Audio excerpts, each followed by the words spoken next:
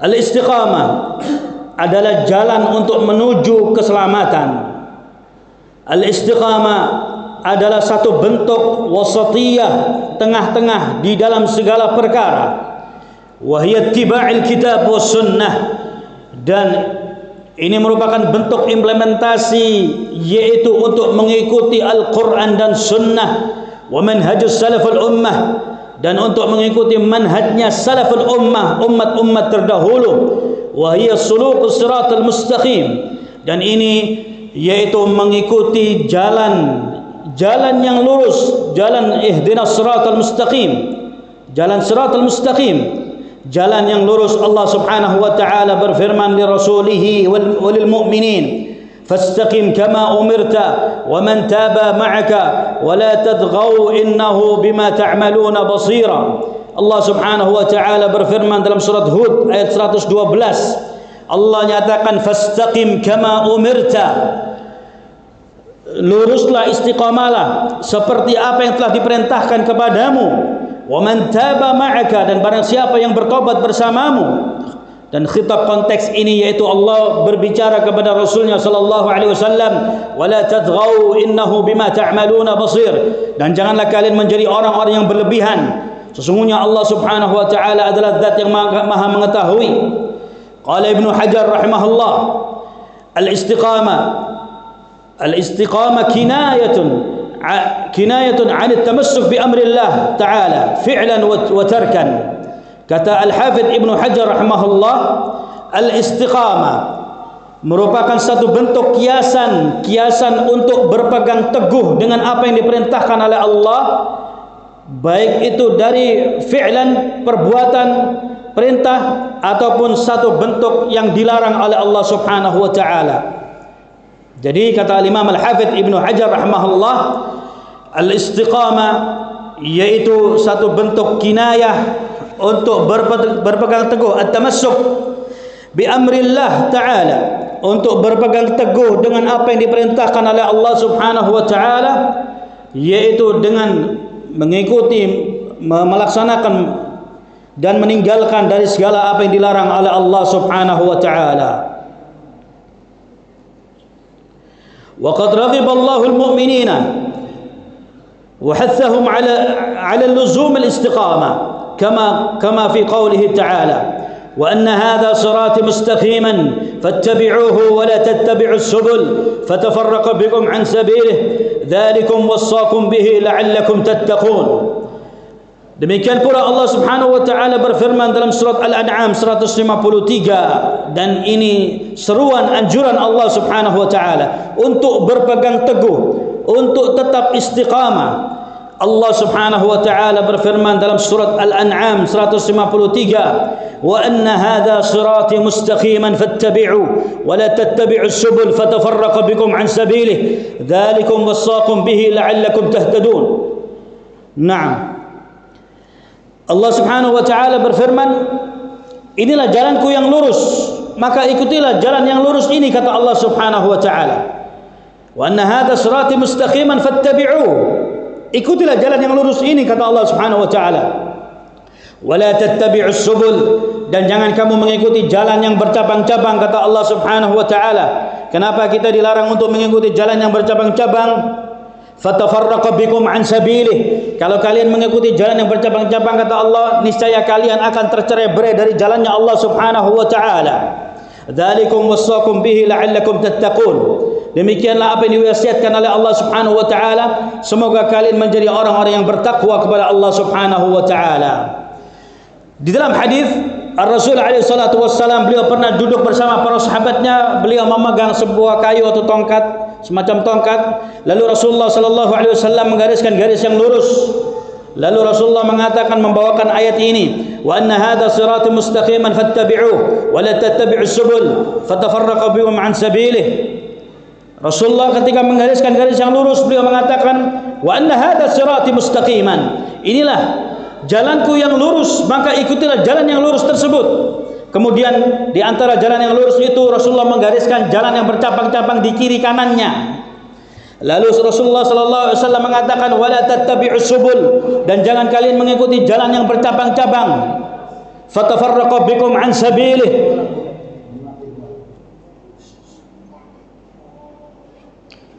Fatafarraqa bikum an sabilih. Dan jangan kalian mengikuti jalan yang bercabang-cabang. Niscaya kalian akan tercerai-berai dari jalannya Allah Subhanahu wa taala. Wa fi kulli subul syaitanu yad'u ilaiha. Dan di setiap cabang itu ada syaitan yang nangkring di dalamnya. Syaitan berusaha menarik manusia untuk masuk kepada jalannya syaitan.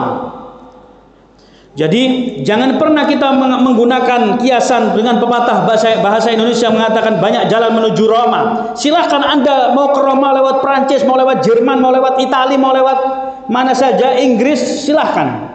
Ya, tidak mengapa. Tapi dalam urusan agama tidak bisa. Kita tidak bisa menggunakan jalan-jalan yang lainnya, tapi kita diperintahkan untuk mengikuti jalannya Allah Subhanahu wa taala. Wa anna hadza sirati mustaqiman fattabi'u. Inilah jalanku yang lurus, kata Allah Subhanahu wa taala, ikutilah jalan tersebut. Ya, kalau kita ingin selamat, ikuti jalannya Allah Subhanahu wa taala. Wala tattabi'us subul, kata Allah Subhanahu wa taala. Jangan kalian mengikuti jalan yang bercabang-cabang, kata Allah Subhanahu wa taala. Kenapa?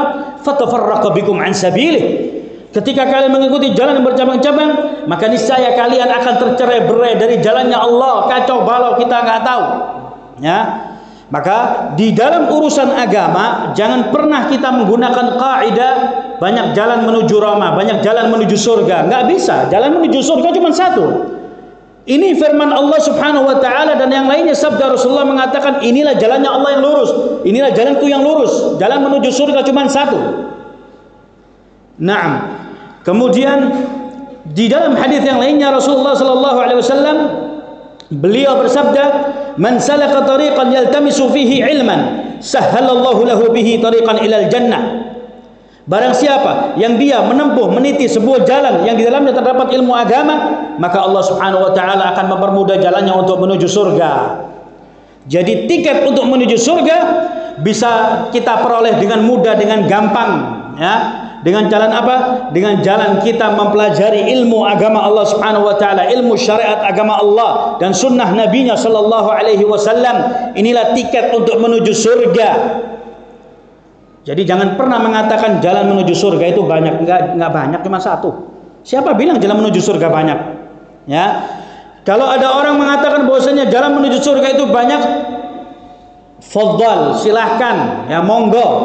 Kalau Anda punya dalil mengatakan bahwasanya jalan menuju surga itu banyak, ya silahkan dong kita di-share, barangkali kita nggak tahu ilmunya. Kalau Anda punya ilmu mengatakan bahwasanya jalan menuju surga itu banyak, ya kita di-share ilmunya. Mungkin karena kedangkalan ilmu kita. Nah, baik.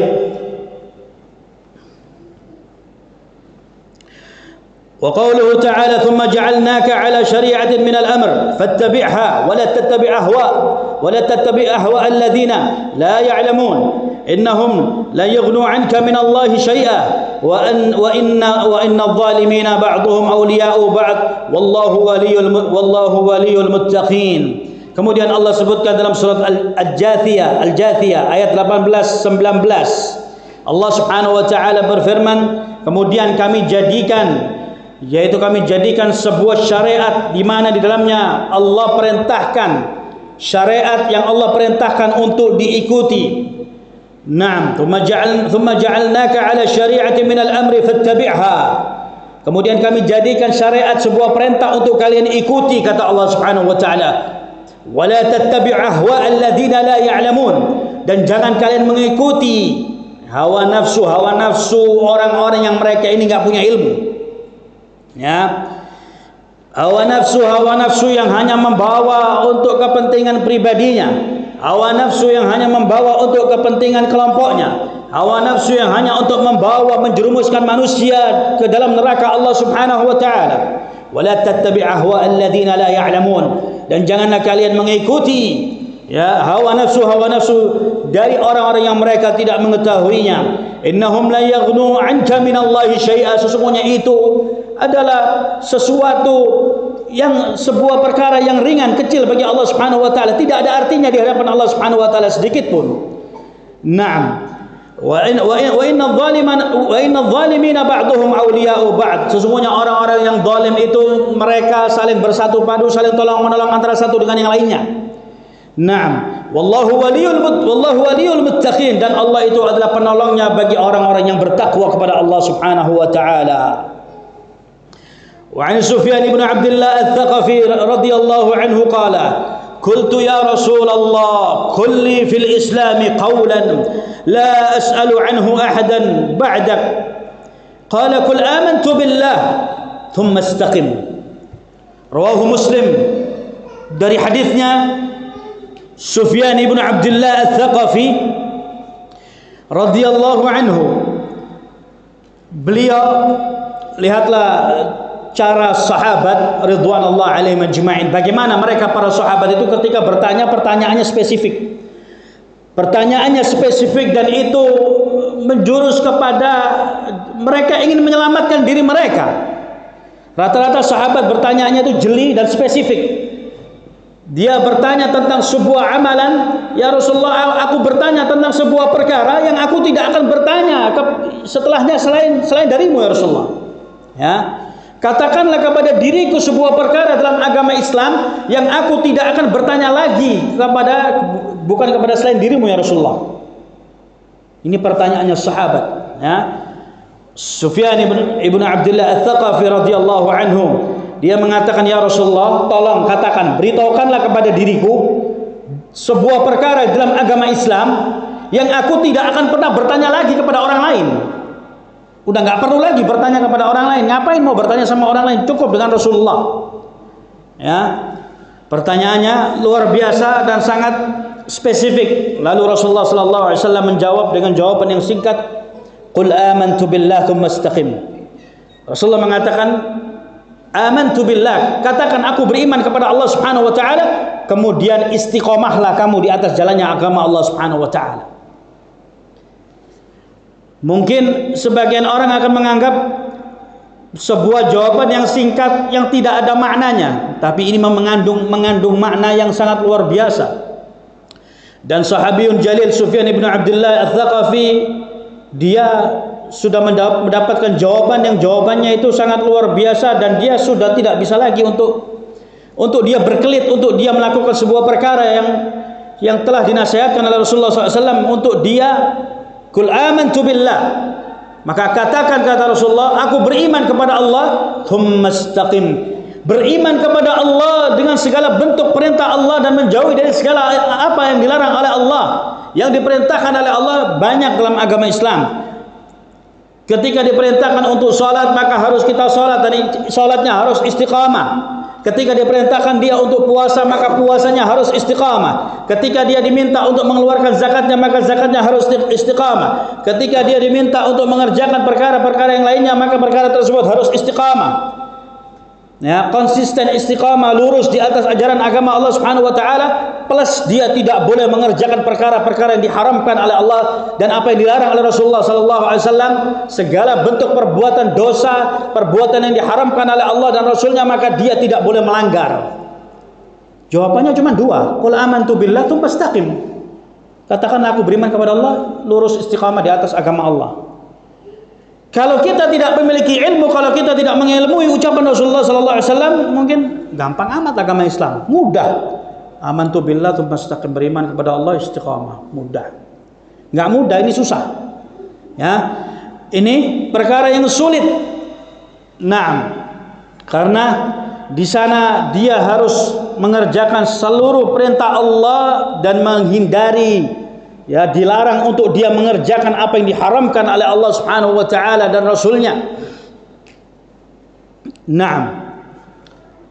Ini Sufyan, sahabiyun jalil Sufyan ibn Abdullah Ats-Tsaqafi radhiyallahu anhu, dia mengatakan, qultu ya Rasulullah, qul li fil Islam, tolong dong katakan kepada diriku, tolong dong nasihatin aku yang aku tidak akan pernah bertanya lagi sepeninggalanmu ya Rasulullah kepada orang lain. Udah nggak butuh dia jawaban dari orang lain.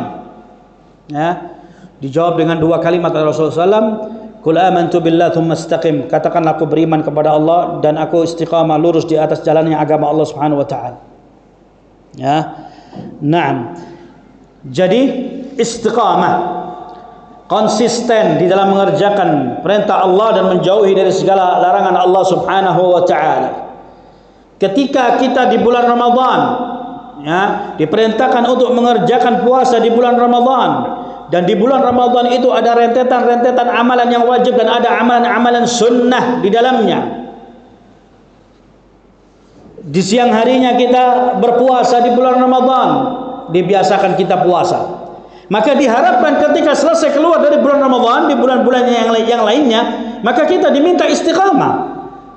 Istiqamah dong, kemarin sudah 1 bulan penuh kita berpuasa. Ini contoh, 1 bulan kemarin penuh, di bulan Ramadan kita berpuasa. Maka diminta untuk kita istiqamah. Lanjutkan lagi kebaikan ini di luar bulan Ramadan. Kerjakan puasa-puasa sunnah yang banyak. Diawali dengan puasa 6 hari di bulan Syawal. Kemudian ada puasa Ayyamul Bid. Kemudian ada puasa 9-10 Muharram. Ya, ada puasa-puasa yang lainnya dari puasa-puasa sunnah. Maka ini dari bentuk istiqomah kita, konsisten kita ketika di bulan Ramadan, lanjutkan kebaikan demi kebaikan yang pernah kita lakukan di dalamnya. Kemudian di bulan Ramadan kita mengerjakan salat malam, maka diharapkan keluar dari bulan Ramadan kita lanjutkan lagi, kita menegakkan salat malam di luar bulan Ramadan, istiqamah. Di bulan Ramadan kita banyak memperbanyak sedekah. Karena Rasulullah mengatakan afdalus sadaqah sadaqatu fir Ramadan. Sebaik-baik sedekah adalah sedekah yang dikeluarkan di bulan Ramadan. Maka istiqamah di luar bulan Ramadan, kita mengeluarkan sedekah di luar bulan Ramadan. Ya, di bulan Ramadan kita memberikan makanan kepada kaum fuqara wal masakin. Seperti yang dilakukan oleh Abdullah bin Umar, dan dia tidak akan berbuka melainkan dengan kaum fuqara wal masakin. Maka lakukan istiqamah di luar bulan Ramadan. Nah, di bulan Ramadan yang mana bulan Ramadan ini adalah bulan syahrul Quran, bulan Al-Quran. Dianjurkan kita memperbanyak membaca Al-Quran. Maka di luar bulan Ramadan kita diminta untuk terus membaca Al-Quran. Bukan Al-Quran ini dibaca cuma di bulan Ramadan, tapi Al-Quran terus kita baca di luar bulan Ramadan. Istiqamah, konsisten. Di bulan Ramadan disunnahkan untuk minim 1 kali kita menghatamkan Al-Quran. Maka di bulan-bulan yang lainnya di luar bulan Ramadan, maka hatamkan Al-Quran. Mau sebulan sekali, mau 3 bulan sekali, mau 2 bulan sekali, yang penting baca Al-Quran. Ya. Dalam hadis Rasulullah sallallahu alaihi wasallam, jangan kalian jadikan rumah-rumah kalian itu seperti kuburan. Kuburan itu sunyi, sepi, hening, nggak ada apa-apa di kuburan itu. Artinya rumah tangga kita itu harus rumah tangga yang di dalamnya harus kita bacakan Al-Quran. Rumah yang diterangi dengan cahaya Al-Quran. Rumah yang di dalamnya tidak pernah dibacakan Al-Quran adalah rumah seperti kuburan. Walaupun rumahnya hebat, rumahnya dengan lampu yang hingar-bingar, rumahnya megah, tapi ketika rumah tersebut tidak pernah dibacakan Al-Quran, maka rumah tersebut, kata Rasulullah, seperti kuburan. Ya, bangkai semua yang dalam rumahnya. Nah, maka istiqamah di dalam mengerjakan segala sesuatu. Ketika kita mengerjakan apapun dari perkara yang diperintahkan oleh Allah, maka sesuai dengan hadis ini, hadisnya Sufyan bin Abdullah Al-Thaqafi, amantu billahi tsumma istaqim. Aku beriman kepada Allah Subhanahu wa taala, kemudian istiqamah, lurus, konsisten mengerjakan apa yang diperintahkan oleh Allah dan terhenti. Kita tidak melanggar apa yang dilarang oleh Allah Subhanahu wa taala. Ini namanya istiqamah. Ya. Naam. Maka istiqamah di dalam segala hal dibutuhkan konsisten, ya. Kesinambungan, keberlanjutan, terus menerus berkesinambungan untuk kita mengerjakan amalan demi amalan demi amalan dan terus kita kerjakan.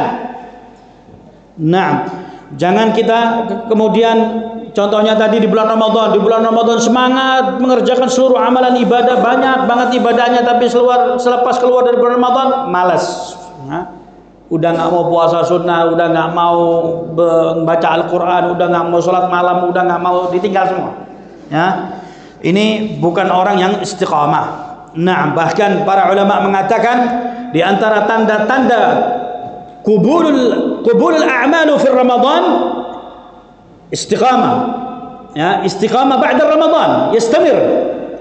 Orang yang amalan pahalanya itu diterima atau pahala puasanya itu diterima di bulan Ramadan, tandanya apa? Dia ketika di bulan Ramadan dia istiqamah, berkesinambungan terus mengerjakan amalan-amalan yang dia kerjakan di bulan Ramadan.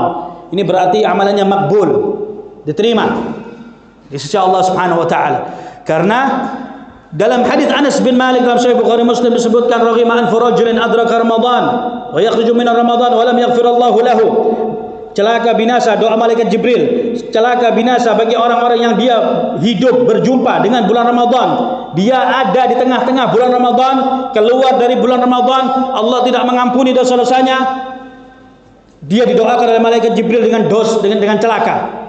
Binasa, celaka. Orang-orang yang dia berjumpa dengan bulan Ramadan, keluar dari bulan Ramadan, Allah Subhanahu wa taala tidak mengampuni dosa-dosanya. Rasulullah mengatakan amin. Kolaborasi yang indah antara Rasulullah dengan malaikat Jibril. Yang berdoa malaikat Jibril kemudian mengaminkan Rasulullah. Ya.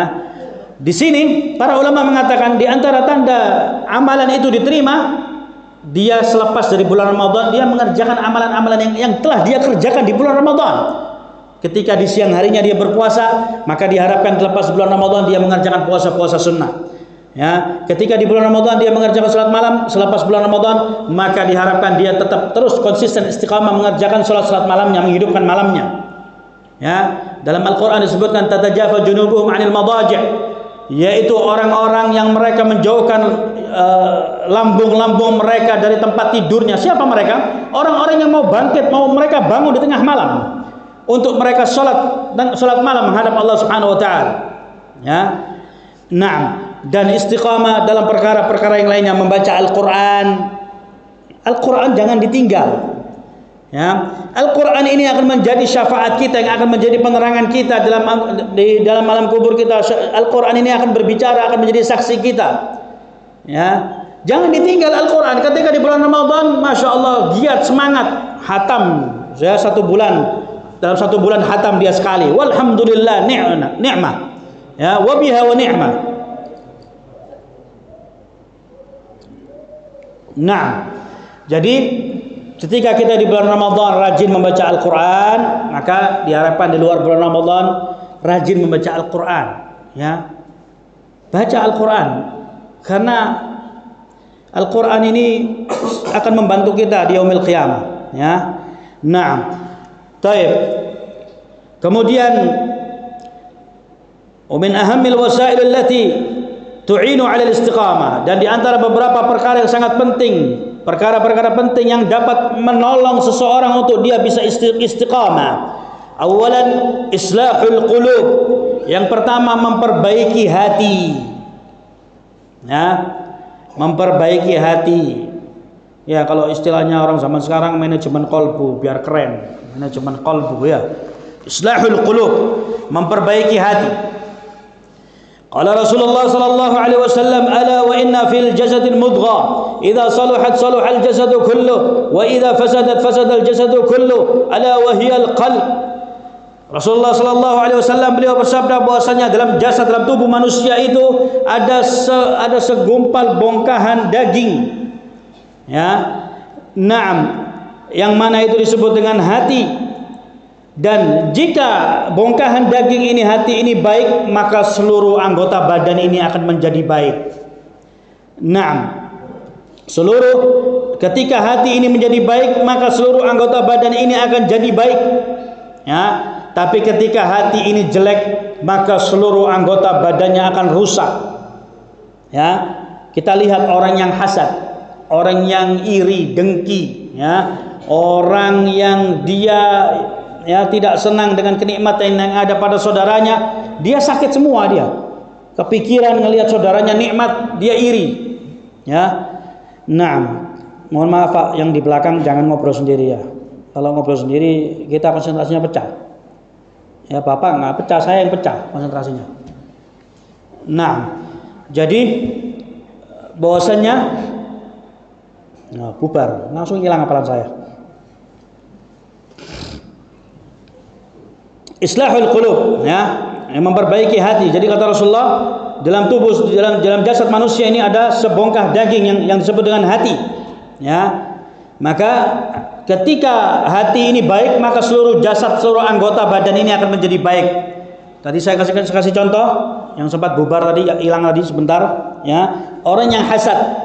Orang hasad itu orang sakit hati. Iri dan dengki. Ketika saudaranya diberikan kenikmatan oleh Allah, saudaranya bisa membeli mobil, ini ini orang kenapa bisa beli mobil? Dari mana dia duitnya? Kepikiran dia. Ya, dia kepikiran gimana caranya ini mobil biar rusak kayak biar apa atau mungkin hilang, pokoknya gimana caranya dicuri orang. Dia akan terus di dalam hatinya terus dia bergejolak, sakit hati dia, kepikiran, kepalanya pusing, ya, asam lambungnya naik dan lain sebagainya, sakit semua badannya. Kenapa? Karena hatinya kotor. Kotor ketika dia terkena penyakit hasad, yang mana hasad itu adalah yang diartikan oleh para ulama, di antaranya Ibnu Qayyim rahimahullah taala, yuridu zawal ni'man akhihi. Dia hasad itu adalah dia menginginkan kenikmatan yang ada pada saudaranya itu hilang. Saudaranya punya kenikmatan apa, dia iri pokoknya supaya hilang, gimana caranya hilang. Ini orang hasad. Dan dia sakit semua badannya. Kepikiran, ya, asam lambungnya naik, apa kayak mungkin, al-muhim badannya rusak. Ya, kenapa? Karena ya ini tadi hasad. Mungkin bisnisnya tidak berjalan dengan baik. Kenapa? Hasad. Ngelihat bisnis saudaranya maju, dia bisnisnya omsetnya lagi turun, iri dan dengki, cari kesalahan teman-temannya, dicari kesalahan. Ini orang kenapa omsetnya dia bertahan, saya turun. Ya. Nah, ini terjadi di sebagian orang yang berjualannya berdagang online. Zaman sekarang banyak yang online. Yang sana, yang toko sana jualannya bagus, trafficnya bagus, penjualannya bagus, tokonya dia tiba-tiba kena take down dengan marketplace, dia sakit hati. Ada sakit hati sama temennya. Ini orang kenapa tokonya tetap berjalan istiqamah, kok toko saya mati? Ya, dia kepikiran cari cara, buka omongan sana, buka omongan sini, dia al-muhim sakit hati, nggak tenang hidupnya.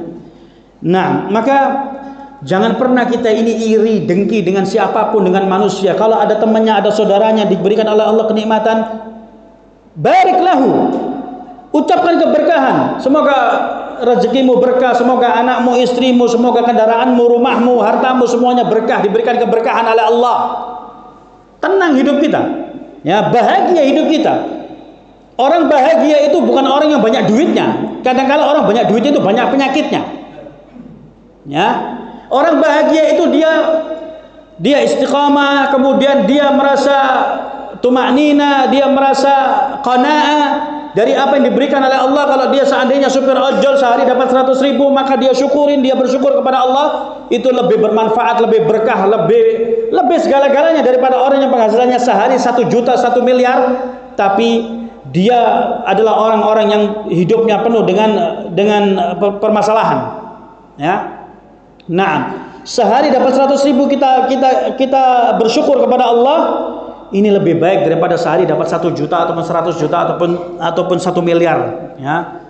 Nah, maka jangan pernah kita ini menjadi orang-orang yang selalu iri, dengki dengan temannya, dengan orang lain, dengan bisnis orang lain. Kenapa itu restorannya maju kok saya sepi? Kenapa ini begini? Kenapa begitu? Jangan bertanya-tanya, ya. Fa idza ista'anta fasta'in billah. Jika kamu memohon pertolongan, maka mintalah kepada Allah Subhanahu wa taala, kata Rasulullah. Kalau seandainya rezeki kita lagi enggak baik-baik saja, usaha kita lagi enggak baik-baik saja, berdoa kepada Allah Subhanahu wa taala. Minta petunjuk Allah, minta digampangkan rezekinya, minta dimudahkan segala urusannya. Bukan menjustifikasi orang, menyalahkan orang, kenapa dia maju saya mundur. Ya. Nah, inilah hati. Ala wa inna fil jasadil mudghah. Bukankah di dalam jasad ini ada segumpal daging, kata Rasulullah. Idza saluhat saluhal jasadu kullu. Jika bongkahan daging ini baik, maka seluruh tubuh ini akan menjadi baik. Dan jika bongkahan daging ini jelek, maka akan hancur seluruh anggota tubuh ini. Ala wahiyal qalb, yaitu hati, kata Rasulullah sallallahu alaihi wasallam. Ya, hati. Sehingga pepatah bahasa Indonesia mengatakan hati-hati, ya. Nah, hati-hati terhadap hati. Jangan kotori hati kita ini dengan sesuatu apapun. Kalau kita seorang dai, jangan iri dengan dai yang lainnya. Kenapa dia punya pesantren? Kenapa dia punya sekolah? Kenapa dia punya masjid? Kok anak nggak punya? Kok dia punya mad'u, anak nggak punya mad'u? Para anbiya ada yang tidak punya mad'u. Ya. para nabi utusan Allah ada yang tidak punya pengikut. Kenapa kita mesti iri dan dengki? Ya, tuh ada masjid yang makmur, masjidnya enak, dingin, ada AC-nya, kok masjid saya panas? Nggak usah iri dan dengki. Ya, tidak usah iri dan dengki dengan perkara apapun. Ya, kalau kita diberikan amanat oleh Allah Subhanahu wa taala berupa ilmu, maka sampaikan ilmu kita dengan cara yang baik, tanpa pamrih, tanpa apapun, tanpa embel-embel, tanpa harus banyak follower, tanpa harus apakah. Ya, kalau kita sebagai pengurus masjid, sebagai DKM-nya, yang tugas kita memakmurkan masjid. Jadi memang namanya Dewan Kemakmuran Masjid. Tidak salah diberikan nama Dewan Kemakmuran Masjid. Memang tugasnya untuk memakmurkan masjid. Ya. Walhamdulillah kalau seandainya para Dewan Kemakmuran Masjid ini mereka istiqamah, bisa menjaga masjid, menjaga amanat masjid, dia jalankan masjid dengan fungsinya dengan baik, maka setiap kali orang yang sholat di tempat itu, berapa banyak yang sholat di tempat itu, maka dia akan mendapatkan pahala, termasuk marbotnya. Marbotnya ketika dia membersihkan karpetnya, dia mencuci karpetnya, atau dia membersihkan kamar mandinya, orang memanfaatkan masjid dengan baik, sholat di dalamnya, maka marbotnya mendapatkan pahala. Ya, nah, ini butuh orang-orang yang istiqamah. Istiqamah ini nggak gampang, susah. Ya, istiqamah ini susah. Nah, islahul qulub, memperbaiki hati yang pertama. Ya, di antara perkara-perkara yang dapat membantu untuk seorang itu istiqamah, yang pertama adalah islahul qulub, memperbaiki hati. Aslul istiqamah al-qalb ala tauhid. Pada dasarnya istiqamah itu adalah perkara tauhid. Ya, sebagaimana tadi Rasulullah mengatakan, amantu billahi tsumma istaqim. Aku beriman kepada Allah, kemudian istiqamah. Istiqamah di atas apa? Di atas tauhid. Di atas tauhid. Nah. Tapi ikhwan fi din azani Allah wa iyyakum, salat dulu ya. Betul. Kita skors dulu untuk azan Isya, kemudian kita lanjutkan salat Isya. Insyaallah ba'da salatul Isya biiznillah kita lanjutkan. Tayyib ila huna wallahu a'lam bissawab. Nastafi ila hadzal qadar wa sallallahu nabi Muhammadin wa alihi wasallam. Subhanakallahumma wa bihamdika asyhadu an la ilaha illa anta astaghfiruka wa atubu ilaik.